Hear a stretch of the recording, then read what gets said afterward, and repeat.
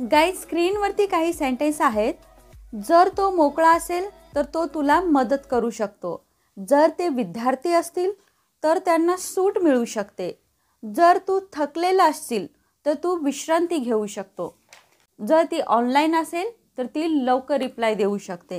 ही जी सगळी सेंटेन्स आहेत, ही सेंटेन्स आपण डेली यूजमध्ये नेहमीच बोलतो. पण गाईज काय होतं, ज्यावेळेस इंग्लिशमध्ये बोलण्याचा आपण प्रयत्न करतो त्यावेळेस कन्फ्यूज होतो. कारण एकतर हे सेंटेन्स असतं खूप मोठं असतं आणि आपल्याला बनवायला थोडासा प्रॉब्लेम येतो. गाईज, हाच प्रॉब्लेम आजच्या व्हिडिओमध्ये सॉल्व्ह होणार आहे. तेव्हा व्हिडिओ तुम्ही शेवटपर्यंत बघा. मी स्टेप बाय स्टेप तुम्हाला खूप इझिली सांगणार आहेत अशी मोठी सेंटेन्स तुम्हाला इझिली बनवून कशी बोलायची. गाईज, पहिल्यांदा बघा, अशी सेंटेन्स बनवण्यासाठी तुम्हाला जे स्ट्रक्चर यूज करायचं आहे ते स्ट्रक्चर बघा. If plus subject plus am is are plus object plus then plus subject plus can plus वर्बचं फर्स्ट फॉर्म प्लस ऑब्जेक्ट. आता हा फॉर्म्युला बघून बरेच जण कन्फ्यूज झाले असतील की हा फॉर्म्युला एवढा मोठा आहे म्हणजे सेंटेन्स पण खूप मोठं असेल. गाईज डोंट वरी, मी तुम्हाला खूप इझिली सांगणार आहे की याची सेंटेन्स कशी बनवायची. आता हा जो पहिला पार्ट आहे, जो पहिला पार्ट आहे, कोणता पहिला part? Subject plus am is are plus object. आणि दुसरा पार्ट कोणता आहे? सब्जेक्ट प्लस कॅन प्लस वर्बचं फर्स्ट फॉर्म प्लस ऑब्जेक्ट. आता हे बघा, पहिले हे समजून घ्या. आता हे तुम्हाला दोन पार्ट तर सेंटेन्स कळली. आता जो फर्स्ट पार्ट आहे एम इज आरचा, ते सेंटेन्स कशी आहेत? सिंपल सेंटेन्स आहेत. म्हणजे सिंपल म्हणजे काय? टू बीची सेंटेन्स. आता बऱ्याच जणांना प्रश्न पडला असेल की टू बीचे म्हणजे काय. एक्झाम्पल बघा, मी डॉक्टर आहे. I am a doctor. ती विद्यार्थी आहे. She is a student. आता इथे जे ऑब्जेक्ट आहे, ह्या ऑब्जेक्टमध्ये एखादं नाउन पण येऊ शकतं, एखादं ॲडजेक्टिव्ह पण येऊ शकतं किंवा कोणाची स्टेट पण येऊ शकते. अशा प्रकारची सेंटेन्स. ते खेळाडू आहेत. They are players. They are players.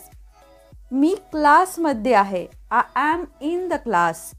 अशा प्रकारची जी सेंटेन्स आहेत, ही सेंटेन्स कोणती सेंटेन्स आहे? सिंपल म्हणजेच टू बीची सेंटेन्स आहेत. तुमच्या लक्षात आलेलं असेल, ही सेंटेन्स तुम्ही नेहमी बोलता आणि खूप इझी आहेत, बरोबर. हा झाला आपला फर्स्ट पार्ट. आता सेकंड पार्ट बघा.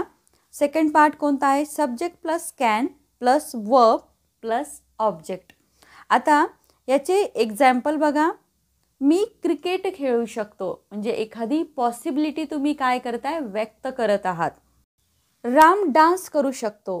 Ram can dance. Ram can dance. तो इंग्रजी शिकवू शकतो. He can teach English. He can teach English. तो बोलू शकतो. He can speak. He can speak. अशा प्रकारे पॉसिबिलिटी म्हणजे सेकंड पार्टची सेंटेन्स तुम्हाला बनवायची आहेत. आता फर्स्ट पार्ट आणि सेकंड पार्ट हे तुम्हाला क्लिअर झालेलं आहे. आता इथे बघा, हे दोन सेंटेन्स एकत्र जोडून तुम्हाला एक सेंटेन्स बनवायचा आहे.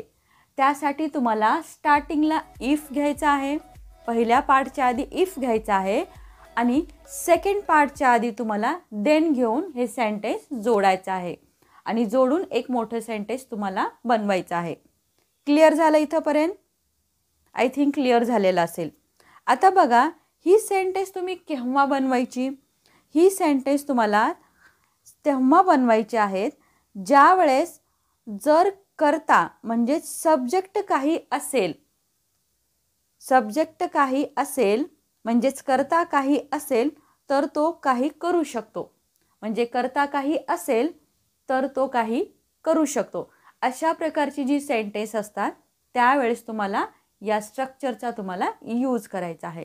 म्हणजे कर्ता काहीतरी करू शकतो किंवा काही त्याची जी काही आहे, जे काही त्याची ॲबिलिटी आहे, जेव्हा तो काही असतो त्यावेळेस तो काही करू शकतो. हे जेव्हा तुम्हाला सेंटेन्समध्ये सांगायचं असतं त्यावेळेस या फॉर्म्युलेचा तुम्हाला यूज करायचा आहे. आय थिंक टोटल क्लिअर आहे.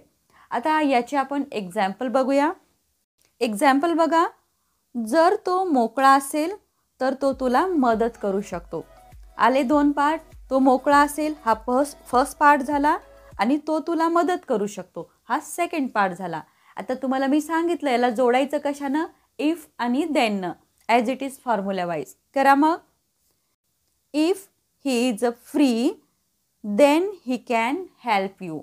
If he is free then he can help you. Clear. फक्त आपण पहिल्या सेंटेन्सच्या पहिले काय लिहिलं, तुम्ही इफ लिहिलं. पहिल्या पार्टच्या आधी इफ लिहिलं आणि सेकंड पार्टच्या आधी देन लिहिलं. बरोबर. आता तुम्हाला मधलं पहिला पार्ट आणि सेकंड पार्ट कसा बनवायचा हे तर क्लिअर आहे. कळलं. नेक्स्ट, जर ती ऑनलाईन असेल तर ती लवकर रिप्लाय करू शकते. आता इथे बघा, पहिला पार्ट काय, ती ऑनलाईन असेल, सी इज ऑनलाईन. आणि दुसरा पार्ट काय आहे, ती लवकर रिप्लाय करू शकते, सी कॅन रिप्लाय सून. झाले हे दोन पार्ट. आता याला जोडण्यासाठी स्टार्टिंगला इफ लिहायचं आहे. लिहिलं इफ आणि पहिल्या पार्टच्या आधी इफ लिहा, सेकंड पार्टच्या आधी देन लिहा. पूर्ण सेंटेन्स काय झालं, if she is online then she can reply soon. If she is online then she can reply soon. Clear आहे. खूप इझिली मी तुम्हाला सांगितलं आहे आणि तुम्हाला वाटणार पण नाही की तुम्ही दोन छोटी सेंटेन्स जोडून एक मोठं सेंटेन्स खूप इझिली बोलू शकताय.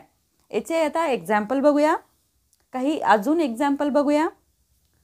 जर तू तयार असशील तर आपण आता निघू शकतो. If you are ready we can leave now. If you are ready then we can leave now. If आणि देन आपण सेंटेन्स जोडला आणि मधले फर्स्ट पार्ट आणि सेकंड पार्ट कसं बनवायचं तुम्हाला क्लिअर आहे. जर तू तयार असशील तर आपण मीटिंग सुरू करू शकतो. Same, if you are ready then we can start the meeting. If you are ready then we can start the meeting. जर ती तुझी मैत्रीण असेल तर ती तुला समजू शकते. If she is your friend then she can understand you. If she is your friend then she can understand you. जर तो श्रीमंत असेल तर कार खरेदी करू शकतो. If he is rich then he can buy a car. If he is rich then he can buy a car. जर तो मार्केटमध्ये असेल तर तो भाजी आणू शकतो. If he is in the market then he can bring the vegetable. If he is in the market then he can bring the vegetable. जर तू थकलेला असशील तर तू विश्रांती घेऊ शकतोस. If you are tired then you can rest. If you are tired then you can rest. जर ते घरी असतील तर आपण त्यांना भेटू शकतो. If they are at home then we can visit them. If they are at the home then we can visit them. जर त्याला आत्मविश्वास असेल तर तो स्पर्धा जिंकू शकतो. If he is confident then he can win the competition. If he is confident then he can win the competition.